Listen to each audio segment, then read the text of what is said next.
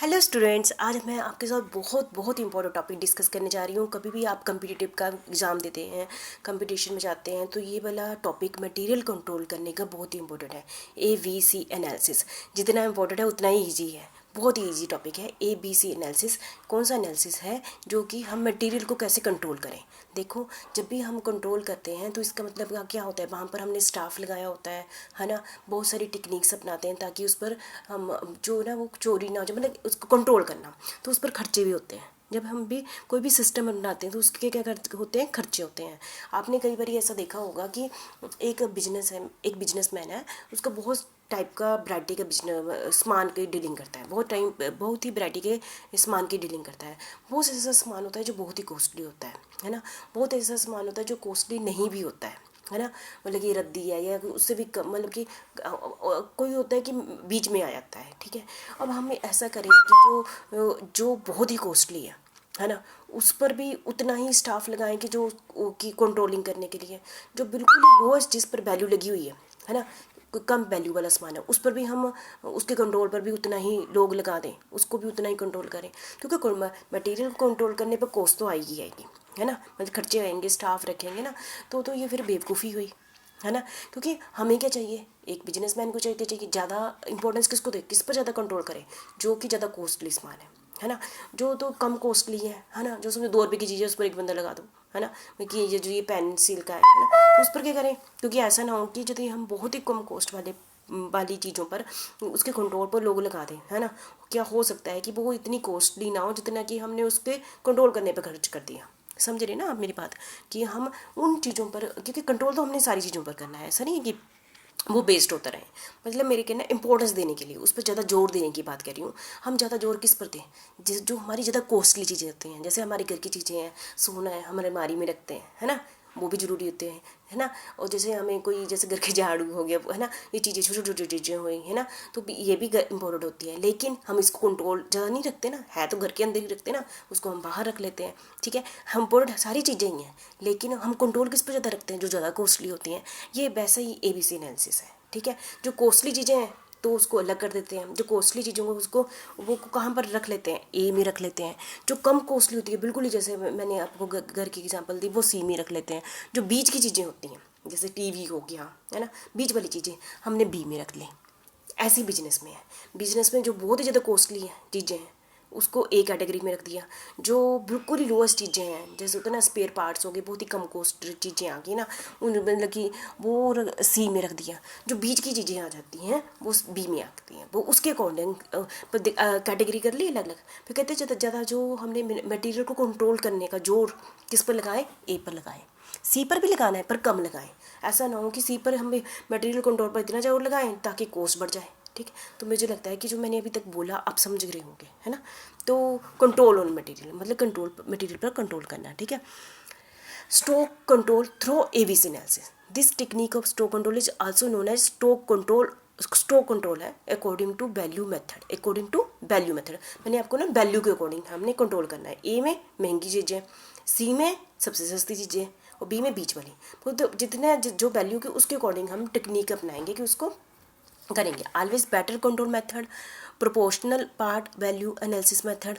Under this technique material are listed in ABC category in descending order, है ना। मैंने आपको ये समझा ही दिया। A में महंगी चीज़ें ले लेंगे, B में उससे सस्ती, C में उससे सस्ती।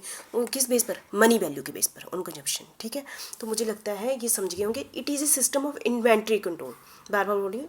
और हम डिस्क्रिमिनेटिंग कंट्रोल सिस्टम बनाते हैं। डिस्क्रिमिनेटिंग कंट्रोल सिस्टम का मतलब क्या होता है कि हम तीनों चीज़ों पर अलग अलग कंट्रोल सिस्टम बनाते हैं। मतलब क्या कहते हैं ना, कि क्या कहते हैं, एक जैसा व्यवहार नहीं करते ना बच्चों के साथ, जैसे मुझे ऐसे समझ लो, अलग अलग व्यवहार करते हैं। ऐसे ही हम मटेरियल पर भी अलग अलग व्यवहार करते हैं। जो ज़्यादा वैल्यू वाले हैं उन पर ज़्यादा ध्यान देते हैं, जो कम वैल्यू वाले हैं उन पर कम ध्यान देते हैं, ठीक है। जैसे कि कहते हैं कि एक कैटेगरी सामान कम है, 10% ही है, लेकिन वैल्यू उसकी जो टोटल अमाउंट में जो कि कंपनी ने इन्वेस्टमेंट किया वो 80% है। और C कैटेगरी में है वैल्यू क्या है, 10% है, लेकिन वो सामान देखने को 70% दिखाई दे रहा है ना। और बाकी जो बच्चे तो बी में आ जाती हैं। तो हम किसको इम्पोर्टेंस दें, हम देंगे इम्पोर्टेंस किसको देंगे, A को देंगे, C को कम देंगे कंट्रोल करने के लिए, ठीक है। चलो एक बात मैं कराती हूँ अभी। This technique of store control is also known as store control according to value method. ये आपको मैंने करा दिया, ABC में कर देते हैं, ठीक है।